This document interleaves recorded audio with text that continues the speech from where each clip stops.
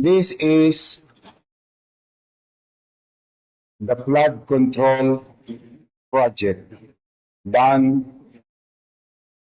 in the city of Manila 2022, 2023, 2024, and 2025, amounting to more or less 14 billion done in Manila. So most of it finished already. Bumaha ng pondo sa Maynila, bumaha pa rin sa Maynila.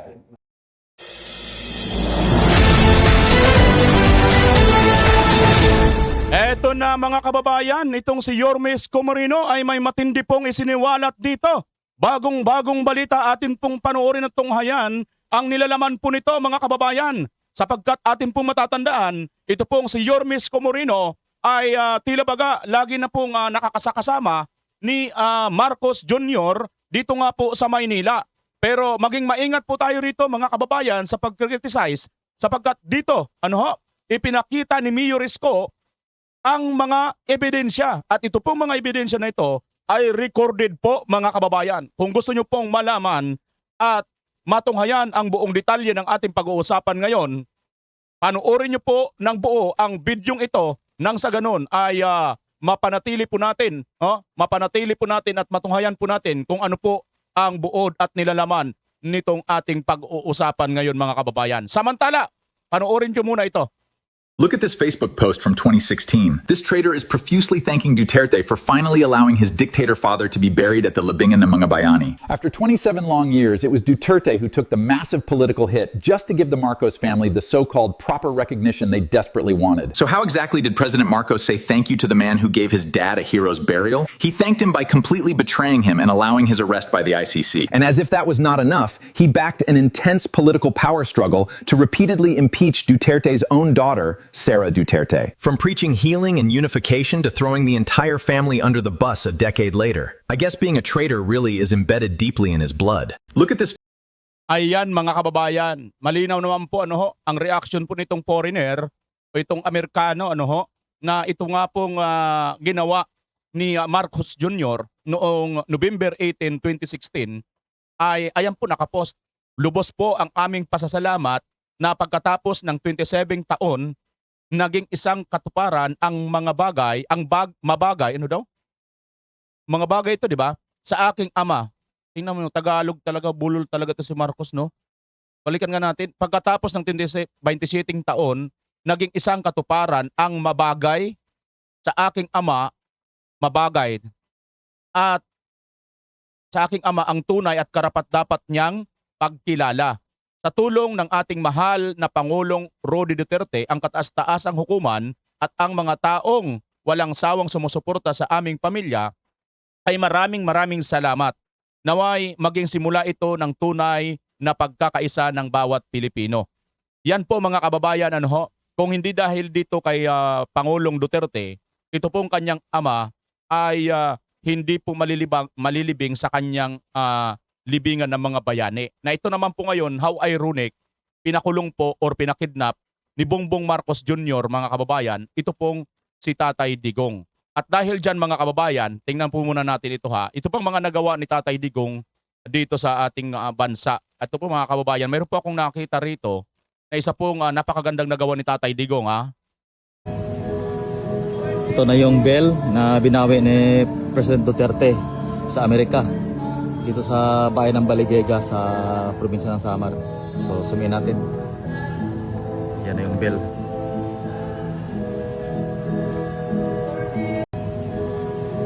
Ito na yung bill na binawi ni President Duterte. So, ayan mga kababayan, yan daw po ang bill ng Balangiga Eastern Samar na binawi ni Tatay Digong sa Amerika. Mga kababayan, napakarami na po ang nagdaan na presidente bago pa si Tatay Digong pero wala pong mga nakagawa nito kundi si Tatay Digong lang po. Alam nyo mga kababayan, napaka-importante po nitong Balangiga bill na ito dahil nagkaroon po ng Balangiga massacre nung araw na yan dyan nga po sa Balangiga. At yan nga pong bill na yan ay ang premyo. Kaya nga po dinala ng mga Amerikano yan kasi parang premyo, simbolo ng kanilang panalo dyan nga po sa naging labanan sa Balangiga, mga kababayan. Dahil mayroon pong histories, mayroon pong madilim na history sa ating bansa, yung Balangiga na yan, mayroon pong ginawa ang ating mga matatapang na mga waray na mga kababayan para po nagkaroon ng masakir dyan. Mahaba pa po ang kwento dyan, mga kababayan, pero na-research ko na po yan. At mautak po ang mga waray. Mayroon po silang ginamit na isang sandata na hindi po basta-bastang sandata, mga kababayan. Hindi po basta-bastang sandata ang ginamit po ng mga waray. Bukod sa kanilang katapangan ay matatalino po ang mga waray, mga kababayan, pagdating po sa labanan ng natalo nga po na muna nila pansamantala dyan ang mga sundalo, mga kababayan Sige, bueno, hindi po yan ang ating pag-uusapan. Ini-share ko lang po yan as part na dito po sa mga nagawa ni Tatay Digong, mga kababayan. Yan po yan. Okay? So, ito na. Puntahan na po natin itong si Mayor Isko. Sige, baka maraming ma-curious, no? Kung ano po yung sandata na ginamit ng mga waray aside from itak or mga bolo, no? Dahil alam naman po natin, ang ating mga guerrilla nung araw ay karamihan po mga itak at mga bolo lang ang gamit, di ba? Pero ang isa sa kanilang ginamit po dyan, mga kababayan, alam nyo kung ano? Naku po. Pasintabi sa mga kumakain na nananghalian, yan po ay yung LBM or diarrhea or ang sakit na kolera, mga kababayan. Yung marami po kasi dyan sa panahon na yan, nagtatae. Yun po yung isa sa mga nagamit po, no, na sandata ng atin pong mga kababayang mga waray nun para nga po talunin ang mga sundalo sa mga part na yan. At pagganti nga po ng mga sundalo, nagkaroon po ng masaker. At yun na nga po, pagkatapos ng masaker, natalo po nila ang ating mga kababayang mga waray dahil nga po sa siyempre sila po ang makapangyarihan mga panahon na yan. Binitbit po nila yung mga bill na yan, na which is yan naman po, mga kababayan, ang kanilang parang premyo. At dito ngayon, sa panahon ni Tatay Digong, napakatagal ng panahon na nasa Amerika po ito. Si Tatay Digong lang po ang may kiber na bumawi niyan.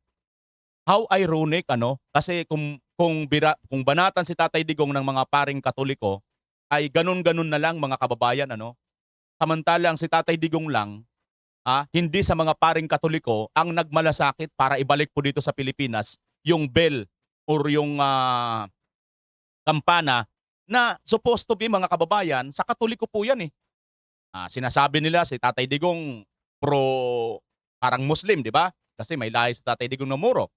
At syempre parang ang dating parang panig si Tatay Digong dito sa KOGC, kay Pastor Kibuloy. Pero tingnan nyo mga kababayan, maging objective tayo. Katoliko po si Tatay Digong, pero wala pong nakagawa nito na nagawa ni Tatay Digong. Sino pa mang mga Katolikong pare at sino pa man dyan ang mga nakikipaglaban kuno para sa ating mga pangkabuhayan, para sa ating mga karapatan, para sa ating mga kasarinlang, kung ano-ano, mga kababayan. Pero biruin nyo, itong si Tatay Digong na maraming mga paring galit, although marami rin po ang mga paring gustong-gusto si Tatay Digong, pero din po natin may alis na marami po talagang mga paring galit kay Tatay Digong, lalo na itong mga kampo ng Dilawang Tae at kainsuka ng mga pari, mga kababayan, na dati galit na galit kay Marcos, ngayon kaibigan na nila si Marcos. At yung mga paring adik, syempre ito talaga mga galit na galit ito kay Tatay Digong, katulad nga ni Father Plabe, na bukod sa adik, mayroon pa siyang kinakaadikan. Alam nyo na yon, mga kababayan. Wala po silang nagawa, si Tatay Digong lang nakapagbalik nitong Balangiga Bell. Alam nyo, napakalaki pong kasaysayan or sa history po nating bansa yan, yung Balangiga Bell, mga kababayan. Bueno, tuloy na po tayo. Eto, panoorin po natin ang buong pagsisiwalat ni Mayor Isko Moreno dito. Panoorin po ninyo ito, mga kababayan, dahil napakahalaga nitong pasabog po ni Mayor Isko Moreno. Panoorin natin sa umpisa. This is the flood control project done in the city of Manila 2022, 2023, 2024, and 2025, amounting to more or less 14 billion done in Manila. So most of it finished already. Bumaha ng pondo sa Maynila, bumaha pa rin sa Maynila. Now, itong lahat ng ito ay walang permit sa lungsod. Yes, we are investigating them. And they are also being investigated by the Office of the President. But that is the thing of the past. Sad to say, ulitin ko, bumaha ng pondo sa flood control sa Maynila, amounting to 14 billion, and yet the people of Manila and those people studying, working, doing business, going in and out of Manila, continue to suffer with the flooding.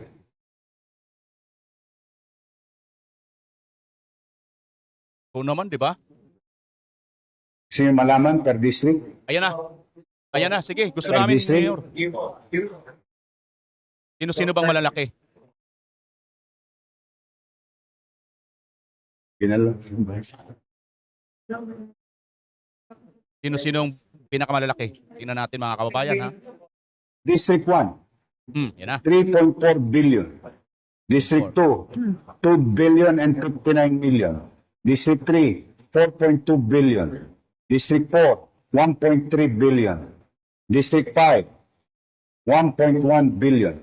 District 6, 2 billion and 60 million. Total of 14 billion, 313 million, 132,309 pesos and 12 centavos. Ayan po pala mga kababayan, 14 billion po ang pinaghati-hatian nito pong mga congressman ng 6 na distrito ng Maynila. 14 billion para po sa baha, para po sa flood control. Pero tingnan nyo po ang Maynila mga kababayan, taon-taon na lang, every time na mayroon pong pag-ulan, baha. Ibig sabihin mga kababayan, maliwanag pa sa sikat ng araw na talagang nawala ang pera, ninakaw, nilamon ang pera nito pong mga kongresista. Una, wala daw po itong permit sa Maynila. Ayon po kay Yorme Isko Moreno, hindi po natin gawa-gawa ito. At ang pinakamalalaki pala rito mga kababayan na nagkamal ay yung mga tatlong napakaingay na mga congressman. Una, si Chihuahua. Si Chua mga kababayan ay 4 billion pala ang tinanggap nito. Pangalawa, si Valeriano sa distrikto mga kababayan. At ang ikatlo, syempre magpapahuli ba sa lahat ang si Pastor Dila Abante mga kababayan na talo na sa eleksyon ngunit congressman pa rin sa pamamagitan ng kapangyarihan ng COMELEC. Diba mga kababayan? Ganyan po at sila ngayon presente sila dyan po sa saan? Sa impeachment. How ironic mga kababayan na itong mga hunghang na ito ay nakapresente sa impeachment samantalang sila mismo ay 14 billion pala ang pinaghati-hatian na maliwanag po na hindi po nila maipaliwanag kung saan po ito nila nadala. Dahil ang Maynila, sa kabila ng binuhusan po ng pondo na 14 billion at pinaghati-hatian nga po nitong mga tatlong gonggong na ito na sila pong pinakamalalaking nakuha, ayon po kay Yorme Isko Moreno, hindi po natin ito gawa-gawa Ayan, patuloy pa pong unlimited ang baha sa Maynila. Konting ihi lang ni San Pedro, baha na sa Maynila. Tuloy, Yorme. From project allocation for the year 2022, 2023, 2024, and 2025. At malamang sa hindi, kulang pa yan. Kasi ang lahat ng ito ay kinuha lang namin sa website ng Pangulo. Hmm. Now,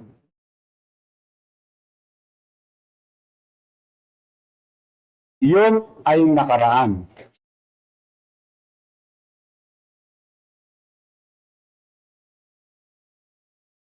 Ngayon may bago pa. 112 new ongoing projects without permit. Grabe mga kababayan. Yun pala ang 2022, 2023, 2024, 2025, yun yung nakaraan. Ha? Itong nakaraan na ito, na 14 billion ang halaga, na pinangunahan ni Chua, Valeriano, at ni Abante na nanguna sa impeachment dito kay BP Inday Sara, aba, mayroon po palang bago pa at wala rin permit, mga kababayan. Tuloy, Yorme. Wait lang ha. Mayroon lang akong komentuhan. Mayroon akong nababasa pa rin sa comment section. Sinasabi, wag ka munang daldal ng daldal. Wag mong i-interrupt yung video. Sorry sir ha, ma'am, mga sir, mga ma'am. I hope maunawaan niyo po ako. Ang ginagawa po natin dito, reaction video. Ano ho? Pagka hindi ko po putulin or hindi ko po reakan, hindi po ito reaction video. Bawal po yan sa YouTube. Okay? Kung gusto nyo po, puntahan nyo mismo ang video at doon kayo manood para walang putol. Okay? So sana nagkaintindihan po tayo dyan. Kasi po sa aking mga followers ang tatatagal na dito, alam na po nila yan. Okay? Siguro bago pa lang po yon, hindi ko po kita masisisi kung bago ko pa lang dito sa ating channel. Tuloy. Without paying regulatory fees for the local government of Manila. Particularly contractor's tax.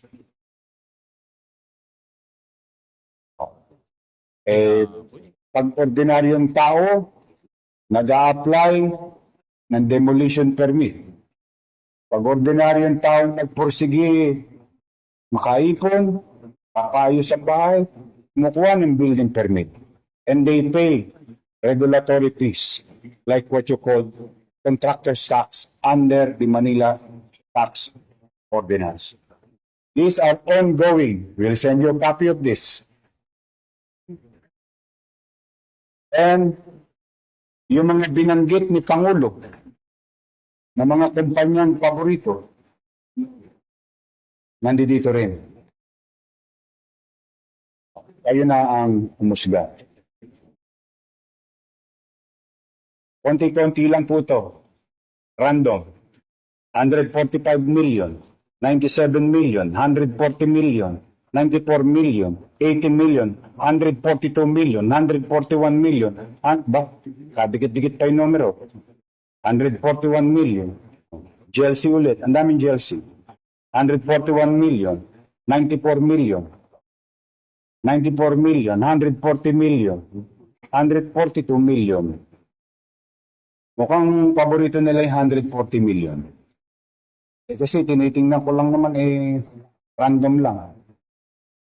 So this is ongoing and we'll continue to investigate. Now, hopefully, after today, they will learn a very good lesson. As I have said before, again and again, welcome kayong magnegosyo sa Maynila. We welcome development in Manila. Immaterial of political color, as long as you follow simple procedure. Masakit yung pagka-ordinaryong tao, hirap na hirap kumuha ng permit sa Maynila o sa local government. Correct. Pero pagka malalaking kumpanya, Ang permit. parang pinabaliwala nila ang pamahalaan. So, we are investigating that. Yes, Sian. Last question ako. Sure. So, rin ng tanong po, Yorme, sino ang piling talagang sisihin sa pagbaha sa Manila? Well, as far as ayokong pangunahan ng Pangulo sa investigasyon na ginagawa. I think they have more resources to tell the people who is liable or not, who've done projects properly o baka meron ding guni-guni. If I may borrow the words of the President. No? But first things first, yung para muna sa aming mga taga-Maynila. Mauna muna ang taong bayan. Nagagamit ang building na iyon sa pangaraw-araw na pamumuhay ng komunidad sa Santa Cruz. Biglang nawala na pagkaitan ng mga taga-Maynila. That is my obligation. Hopefully, someday, somehow, magkaalaman din kung sino ang mga tao may kapabayaan. For now, it's very clear from your city government of Manila that there is liability on the part of the contractor. There are hundreds more, or a little over another 100 contractors doing infrastructure projects from the national government. Of course, we'll go after them. The same banana. Unless they follow the local government code, provision of it, and other existing laws, like the National Building Code, and other ordinances, local laws of the City of Manila. Now, gusto ba namin silang sampahan lang ng kaso? Hindi po. Kaya lang, parang gusto nilang parang siguro nasanay silang walang umahabol sa kanila. Ngayon, I think they should learn their lesson very well. Welcome silang kumuha ng permiso sa Maynila at magbayad ng obligasyon sa siyudad ng Maynila. We will welcome them, each and every one of them, if they follow procedure. Ayan mga kababayan, ito pong panibagong banat dito ni Yorme Isko Moreno. Ito po ay hindi lang po mga congressman, kundi po mga kababayan ay pati pa pala itong mga kontraktor. Damay-damay po dito. Ano yung punto ang nakikita natin dito sa ipinasabog ngayon ni Yorme Isko Moreno? Mga kababayan, tandaan po natin ito pong pangyayari ngayon sa ating bansa. Anuman klaseng mga investigasyon ay hindi po tayo basta-basta makakakuha ng tunay na hustisya.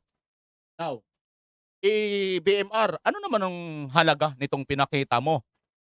Marami na kasi ang mga DDS ngayon na medyo tinambangan na dito kay Yorme Isko Moreno. Dahil nga po sa mga nakita ng iba na medyo itong si Yorme kasakasama na itong si Marcos Jr. katulad nga ni Leni Robredo. Ganito lang po yung kasimple mga kababayan. Ano po yung relevant nito para sa susunod na presidente? Ito pong sinasabi ni Mayor Isko Moreno, official po ito. Hindi po ito basta marimarites lang.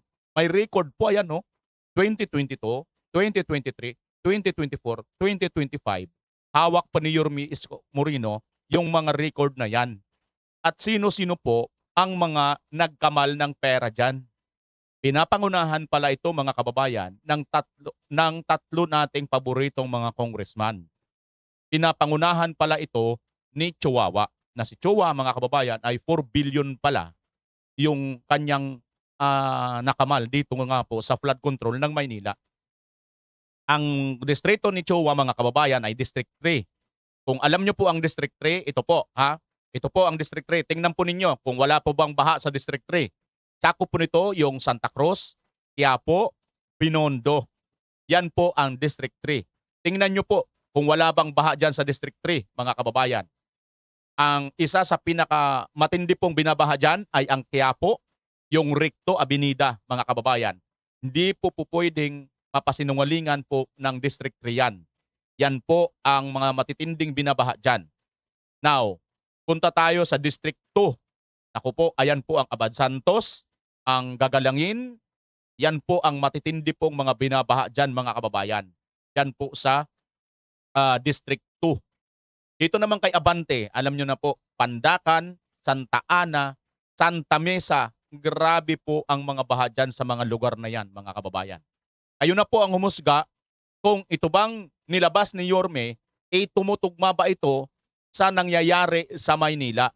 Ang tanong, kung tumutugma ba ang kanilang proyekto, nasapatan ba nitong napakalalaking pera o natugunan ba nitong ginawa nilang flood control ang matitinding pagbabaha dyan sa Maynila? Kayo na po ang magsuri at humusga dito, mga kababayan. Ngayon, balikan natin. Ano ang importansya nito para sa atin? Tandaan po natin, sa ngayon, hindi pa po ito masyadong importansya. Ano ho? Dahil nga po, itong administrasyon natin ngayon ay wala pong balak, lalo na po ang Senado ni Chairman Bindalo, mga kababayan. Dahil tatamaan po siya, kaya ang gagawin niya, ibabaluktutin niya po ang batas. Wag po muna mag-imbestiga dahil sila po ang unang tatamaan at ang mga kakampi niya. Ng mga congressman at mga senador. Kaya punta muna tayo doon sa hindi natin mga kakampi. Lahat ng hindi kakampi, ipakulong. Paano po tayo mga kababayan? Siguraduhin po natin sa 2028 national election, isulat po natin or iboto po talaga natin si VP Inday Sara. Wag po, kasi may mga naririnig, may nakikita pa po ako na sinasabi, ay iboboto ko si Leni dahil alam ko naman, kawawa naman para magkaroon din ng boto kasi alam ko panalo na si Inday. Wag pong ganun. Iboto po natin si VP Inday. Kahit pa sabihin natin mananalo na siya, wag po kayong magtitiwala, wag po kayong magkukumpiyansa, mga kababayan. Kailangan siguraduhin po natin na manalo po si VP Inday sa 2028. Lalo na pag hindi po sila magtagumpay dito po sa kanilang gagawing pagmamaniobra sa impeachment. Dahil dito sa impeachment, mga kababayan, alam po natin umpisa-umpisa pa lang ay hindi po sila mananalo. At speaking of umpisa-umpisa pa lang, mga kababayan, mag-backtrack muna tayo. May ipapanood ako sa inyong video na ito ang magpapatunay na hindi po sila po pwedeng manalo sa impeachment dito kay VP Inday. Ito po ang video kung saan nagkaroon po ng hearing. Ito pong 2022 2025 budget or 2023 something, mga kababayan. Hindi, 2024 or 2025. Hindi pala, 2024 yata ito, mga kababayan. Yung last na dumalo si VP Inday. Itong hearing na ito, tandaan po natin napaka-relevant po nito sa nangyayari sa impeachment ngayon. This is a hearing of the budget of 2025. Yan. Ito po pala ay hearing ng budget ng 2025, mga kababayan. Okay, malinaw yan Ituloy natin. Ano ba ang naganap dito sa hearing ng budget ng 2025? Nasaan dito ang confidential funds? Yung tanong niya, Madam confidential Chair. funds. Nasaan dito? I request that the chairperson of the Finance Committee preside over this hearing. Madam Vice President, with due respect, you are not allowed to do that, Madam Vice President. Natataing You sumagot are itong... not allowed to introduce any motion. You are a research person this hearing, Madam President. Natatain ditong sumagot si Kimbot, mga kababayan. Andun po si Saldico katabi niya. Si Saldico po that time ang appropriation chairman. Siya po ay vice chairman. Pero siya po ang nagpe-preside dyan. Nire-request po ni VP Inday Sara na mag-preside po ang chairman ng appropriation. Hindi po itong si Vice Chairman Kimbo. Bakit, mga kababayan? Kasi po, ang pinag-uusapan dito ay 2025 budget hearing ng OVP. Bakit? Mayroon pong 2022 confidential fund. Kaya po ang tinatanong ni VP Inday, asaan dito yung confidential fund na pinag-uusapan sa 2025? Wala. Kaya failure ka. Ikaw na appropriation vice chairman, Kimbo, failure ka, kaya dapat nag-request si BP Inday, ang mag-preside ay yung chairman na si Zaldico. Ayun po si Zaldico sa katabi niya, mga kababayan. Yun po yung punto dito ni BP Inday. Okay? Tuloy natin. I Vice not move, President. ma'am. I requested, as your resource person, I requested So the your request chairperson is of the denied, committee. Madam Vice President. Just please answer the question. The issue on confidential funds falls squarely within our discussion of your 2025 budget. Narinig mo yung sinabi niya, ma'am? Narinig mo yung please proceed. makikinig ka sa kanya kanina? Absolutely. Walang rules dito. Alam niyo po yung mga kababayan, yung tinatanong ni BP Inday, na narinig yung sinabi niya, ma'am, walang rules dito. Kasi po, sila, ayun si Zaldico, ayun katabi ni Kimbo, di ba? Sa kabilang side. Alam niyo mga kababayan, anong tinatanong ni BP Inday? Kasi po, yung dalawa, si Franz Castro na convicted criminal, at saka itong si Baklita, si Bading na sabi doon sa hearing ng Senator Bato, nagre-recruit ng mga kabataan para maging MPA. Ano ba yun? Yung isa? Yung dating congressman ng kabataan. Tinatanong nila mga kababayan yung 2022 confidential fund. So, walang roles. Kasi yung roles, 2025 Office of the Vice President Budget ang pinag-uusapan. Yun yung roles. Ang problema, kaya walang roles dahil bakit nila pinag-uusapan ang 2022? Di ba lumalabas sila sa roles? Tama ba? So yun yung sabi ni BP Inday, palitan. Narinig mo, ma'am? Madam Vice President. I did not call you, ma'am. It was Representative Arroyo who called you. The chair would like to remind both the resource persons and the members to please wait to be acknowledged before you speak. Yes, ma'am. So, Tinawag you mo mean, ako. yes. For what, ma'am? In relation to the point of order, because in the beginning, it was settled that the issue would be the 2025 budget. And in all our hearings, to what I recall, when we want to question something about performance, we question the 2024 budget, not the 2023 budget. What is being questioned now is the 2023 budget, which was discussed very extensively last year. And that is the reason why the House removed the confidential funds. So that issue has already been, to my mind, for purposes of the budget hearing, laid to rest. So that's my observation, Madam Chair. Oh, di ba? Tapos na yun eh. Tapos na yun, nangyari na yun.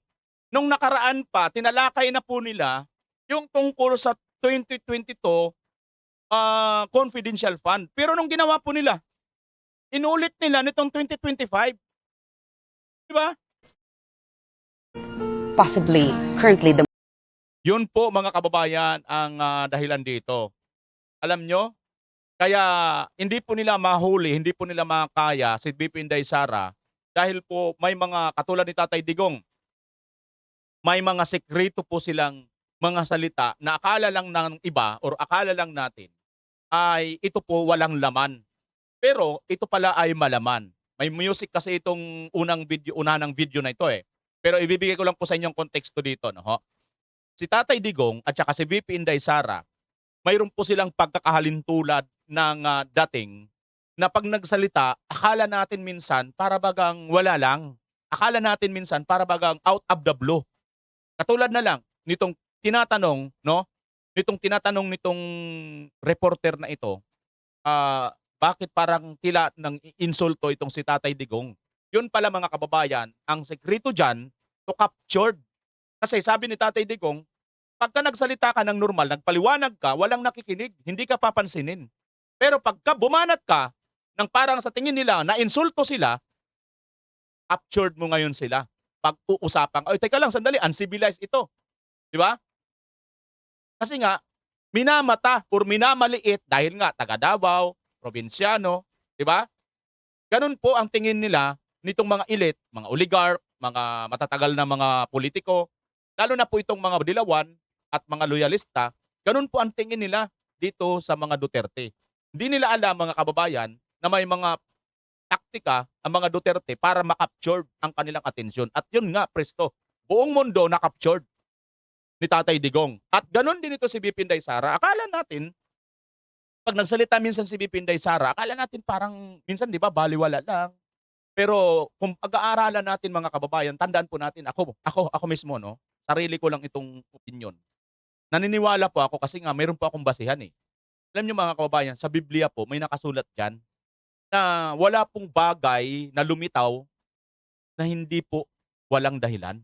Lahat po ng ating nakikita, naririnig, nararamdaman, nangyayari, wala po itong dahilan na hindi po natin pwedeng sabihin na wala itong dahilan. Lahat po ito may mga basis or may pinanggagalingan. Kaya hindi po pwedeng sabihin na parang pag minsan out of the blue, bigla na lang nagsabi. Dapat ang una nating isipin, teka sandali, bakit niya ito nasabi? Yun, dapat yun. Kaya pala, ito yung mga sekreto nila BP Inday. Tingnan nyo, huling talilong sila dito, di ba, kay BP Inday, mga kababayan. Di ko na lang po hindi kasi papanood sa inyo yung buong ano nito eh. Kasi nga may music ito eh. Pero tingnan nyo ha mga kababayan. Ayan no, I was boxed out and I kept on answering but nobody was explaining even the local newspapers. Sabi ni PRRD ha. Hindi siya pinapansin at binabox out siya. Ibig sabihin, hinaharangan ang kanya mga sinasabi at hindi pa siya pinapansin. Diba? Binabox out, hinaharangan. Kahit pa yung local media. So paano siya ngayon makakapagpaliwanag? Gumamit siya ng mga salita. Yun pala ang sekreto. Ganito rin yung ginamit ni VP Inday Sara. At totoo naman eh. Tingnan nyo ha. Bumanat dito si VP Inday Sara. Hindi ko maintindihan, Mr. Chair, na mayroon tayo ritong convicted criminal na si Franz Castro. Yan po yan mga kababayan eh. Ito po, may music lang kasi itong karugtong na to kaya hindi ko pwedeng i-play. Ang problema kasi pag may music mga kababayan, ang nangyayari, maano po tayo eh, madadali po tayo ng copyright eh. Ayan no. Ito pong sinasabi dito ni part ni BP Inday Sara, tinuturo po niya, ito pong si Franz Castro na isang kriminal na hindi niya maintindihan, hindi niya maintindihan na nandyan pa rin sa hearing, naarap pa rin, tumutulig sa, nagtatanong, na isa na naman convicted criminal, anong karapatan niya? Tapos ang kanya pang sinasabi, ang kanya pang pinupuna dito sa Vice President, yung 2022 confidential fund, samantalang ang pinag-uusapan, 2025. Ayan no, mga kababayan, ito napalagok ng tubig yung isa. O, yan no, tinuturo ni BP Inday. May music kasi ito pero balikan nyo na lang po itong video na ito. Ayan no, nandiyan pa si Saldico. Yun yung sinasabi ni BP Inday dyan. Kaya na-captured niya. At sinabi pa ni BP Inday, palitan itong presiding officer dyan, na ito nga si Kimbo. At ang ipalit, dapat si Saldico. Bakit hindi si Saldico ang nagsasalita? Gets nyo mga kababayan? Takot ba sila kay BP Inday? O, tingnan nyo po ha, sinabi pa ni BP Inday, mag-isa lang ako dito, kayo yan, napakarami ninyo. Diba? Totoo naman eh. Pero kahit napakarami ninyo, naging mga bamban kayo sa paningin ng taong bayan dahil nag-isa lang ang Vice President, kaya niyang i-defend ang kanyang sarili. Kayo naman, panay kayo, timbuang lahat. Dahil ang argumento ninyo baliktad eh. Sumunod tayo sa rules, tama ang rules. Bakit? Sumusunod ba sa rules? Mismo yung mga kakampi mo? Hindi. Bakit? Kasi yung rules dapat ang pag-uusapan 2025. Pinag-uusapan nitong convicted criminal na si Castro 2022 confidential fund. Labag sa rules. Kaya doon nag-come up si BP Inday Sara na palitan ang presiding officer. Doon sila nagalit at nainis. Diba mga kababayan? Presto, yun po yung sekreto dito nila BP Inday Sara at ni Tatay Digong. Yung gagamit po sila ng mga words na akala natin wala lang, pero ang totoo, malaman. Ayun no, yun yung dalawa, ayan no, yung si Castro na yan. Yan po yan, yung eksena na yan mga kababayan. Okay? So, dito napapagtanto po natin mga kababayan, napakahalaga ng titingnan po natin yung mga konteksto. At yan na nga po wag po kayo mag-alala dahil darating po ang araw na si BP Inday Sara ay magiging presidente at yung mga presidenta ni Yorme Isko Moreno na na mga facts, na mga listahan, ebidensya, ay magagamit po yan. At pwede po yan ipatawag si Isko sa 2028 ng isang investigasyon para ibulgar na Isko yan. Ngayon kasi, ipit din yan si Yorme Isko. Ako naniniwala mga kababayan, ipit din si Yorme Isko Moreno ngayon. No? Naiipit lang po yan. Baka marami naman ano ka lang, ganito, ganun. Tayo pong mga DDS, maging ano po tayo, maging tawag nito, objective po tayo. Oo nga, supporter po tayo ni BP Sara at mga Duterte, pero maging objective po tayo, lalo na nga po sa mga facts at ebidensya. Hawak pa ni Yorme Isko Moreno yung facts, may listahan po siya eh. At mahalaga dyan, andyan po sila Chua. Magagamit po yan kung magkaroon na po ng tunay na investigation ang Senado pagka si Vice President Sara na ang presidente. Okay? And yet sinasabi pa ni Kong Toby na si former Congressman Speaker ang big fish pagdating sa flood control. Well, hanggat hindi, sabi ko nga, wag na yung wag na yung prosecution ng mga big fishes no? Ang pinaka-importante, yung malaman natin kung ano yung nangyari. Bakit nangyari? Kasi first time naman nangyari na yung budget ay yung Philippine Development Plan, which is the GAA, yung President's budget, because that is his plan, ay nabago ng Kongreso for 3 years. Oo nga So, ibig sabihin, tinatanong ko nga during the budget hearing, tinatanong ko nga sila, paano nangyari yun na hindi nyo pinaalam ba sa DBM, sa DBCC, hindi nyo pinaalam sa Presidente na inalis yung mga foreign assisted projects like the Metro Subway, like inalis yung appropriations cover, tapos hindi nyo pinaalam at sinabi ni Presidente noong 2025, nireview niya yung buong budget for yung 4,000 pages, tapos hindi niya nakita na natanggal yung mga major projects niya. Parang hindi, there's something wrong. At makikita mo na dito sa flood control na ito, may mga cover-ups. Cover-up after cover-ups. A cover-up will require a series of cover-ups. And it's happening now. Speaking of, and yet Ayan mga kababayan, isa pa ito si Irisi ha. Hindi po ito kakampi ng mga DDS. Katunayan, aminado po siya na dilawan. Ito pong si Irisi. Pero katulad nga po ni Attorney Rowena Guanzon, isa rin pong dilawan at kakamping ni Leni Robredo, pero supporter ni VP Sara or naniniwala po sa prinsipyo ng mga Duterte. Lalo na nga po ang pagpapanagutin ito pong si Marcos Jr. At ito po, napakahalaga rin itong mga hawak ni Irese, mga kababayan. Dahil biruin mo, presidente ka, binasa mo yung 4,000 pages pagkatapos hindi mo nakita. Yan po mga kababayan ay isa rin pong magagamit pagdating ng araw na si BP Inday Sara na ang presidente as long as mayroon pong matibay na basihan or hawak ng mga dokumento, ito pong si Congressman Irese. Katulad din po ni Yorme Isko Moreno. Kaya pag nagsama-sama po ito mga kababayan at dumating ang araw na si BP Inday Sara na ang presidente, tiyak mayroon pong kalalagyan, ito pong mga nagnakaw ng pera ng taong bayan. Yan po ay malinaw mga kababayan. Kaya hindi na po pwede itong mawala mga kababayan. Yan din si Chanco, di ba? Alam naman po natin na ito po ay sa panig ni Marcos Jr.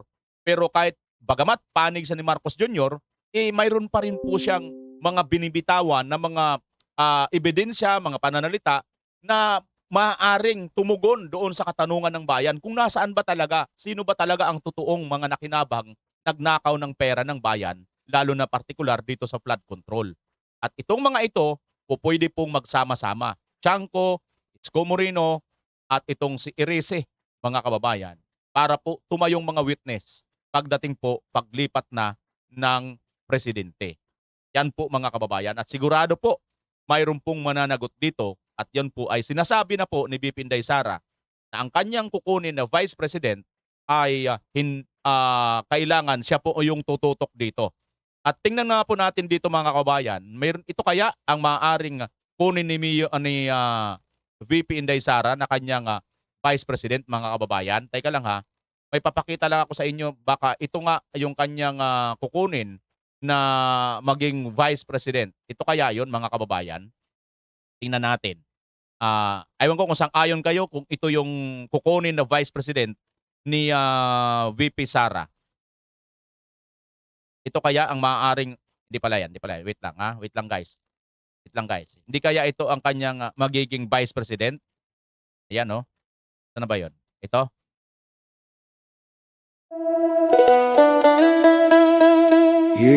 May music pala, may music. Wait lang. Music lang yata yon. Wait lang. Ito yata. Pero gusto ko pong ipaalam sa inyo na hindi po politika ang pag-asa ng bayang ito. Hindi politika ang pag-asa ng Pilipinas. Ang pag-asa ng bayang ito ay nasa inyo. Wala sa sino mang mamumuno dahil wala na po kung nakikita pa na pag-asa sa sistemang bulok na to.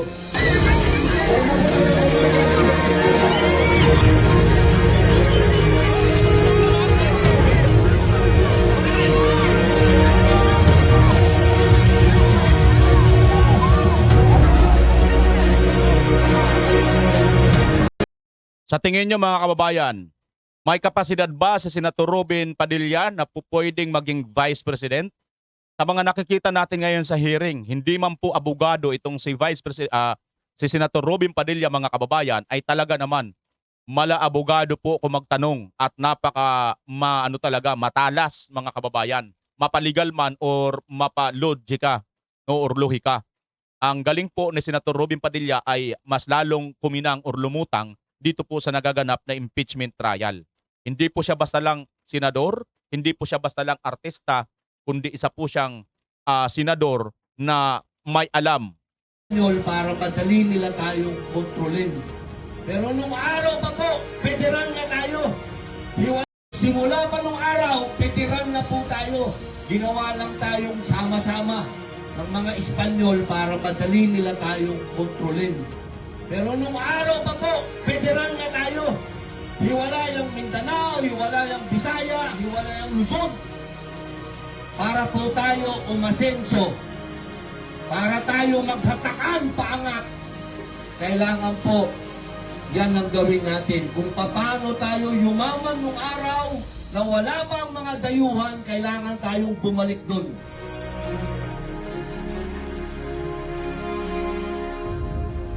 Yan, mga kababayan. Dito po, ayaw po nila kay Senator Robin. Bakit? Ang tinitingnan po ng Senator Robin ay ang kapakanan po ng mga Pilipino. Ang problema po, nung lalo na nga na itong dumating itong mga Kastila, ay ang ating bayan noon, bago pa sila dumating, mayaman na tayo. Pero parang federal po tayo noon. Katulad ng Mindanao, Visayas, iba-iba po. No? Manila, may mga kanya-kanya pong yaman. Ngayon, nang dumating sila, pinag-unite po nila lahat para mabilis po nilang makontrol. Para isa na lang po ang kanilang kapakinggan. Pero ang totoo, mga kababayan, nung federal pa tayo, mas maasinsado po ang ating bansa. Katulad nga po ng Amerika, federal state, di ba? Sino-sino mga federal, ang gaganda po ng mga federal state. At ito po yung nilalakad ni Senator Robin at ni Tatay Digong. Kaya lang, marami pa po ang hindi nakaunawa nito, kaya hindi pinagpilit ni Tatay Digong noon. Kaya, mga kababayan, itong si Senator Robin Padilla, sa tingin nyo ba may kakayahan para maging Vice President ni VP Inday Sara? At ito na nga po ngayon, mga kababayan, lalo si Senator Marcolita ay medyo iniipit po nitong Administrasyong Marcos. Pwede naman po kahit sino sa kanila. Senator Robin, Senator Marcolita, ang pupwede pong maging Vice President. Senator Pulong, or kaya si Pastor Apollo Kibuloy. Pupwede rin po yun, mga kababayan, dahil bubuksan na po ang pinakamalaki sa Asia. Sa buong mundo na po yata ito, mga kababayan, yung indoor seating capacity, yung Kingdom or yung KOGC Kingdom. Mga kababayan, ano po ang inyong masasabi sa videong ito? Ano po ang inyong komento at opinion? Huwag po kayo mahiya, paki-comment sa baba at pag-uusapan natin yan at pupusuan natin. Ito si BMR Channel, pansamantalang magpapaalam. Bye-bye!